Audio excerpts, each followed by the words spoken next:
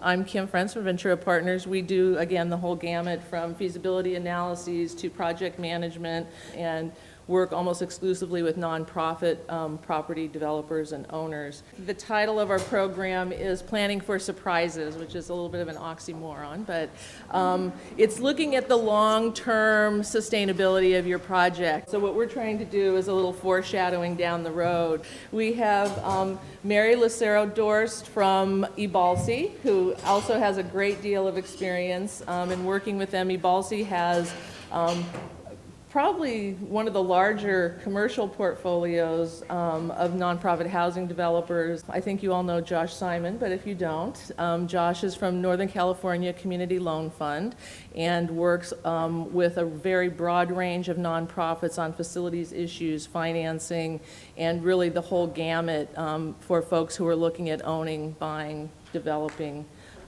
property. The advantage of stable, affordable space is critical, and so part of the issues in asset management is trying to figure out how to maintain your advantage in the marketplace, which means maintaining your rent and operational stability.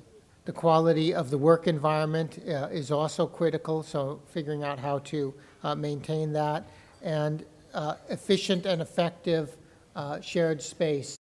We did an what's become the asset reserve analysis, which is to look at the building, to look at all the various components of the building, and when are those going to have to be replaced? What's that replacement going to cost?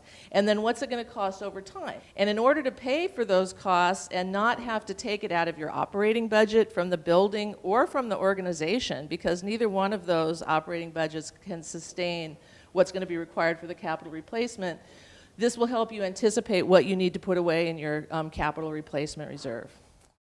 Preservation Park. The park was designed to serve nonprofits and businesses with event and meeting spaces open to the public.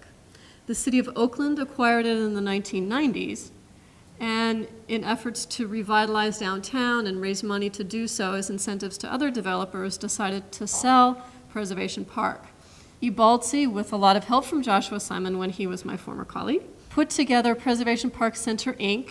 with new market tax credits and a lot of other complicated stuff to acquire the park from Oakland. We recently did an upgrade to increase the ventilation and comfort level of us daytime users of the building, but you might often find in a building like this that was built a long time ago for something else, that where your suites are, your controls and sensors are, don't always make sense. All of these tools that we've talked about today are critical predecessors to being able to have those conversations.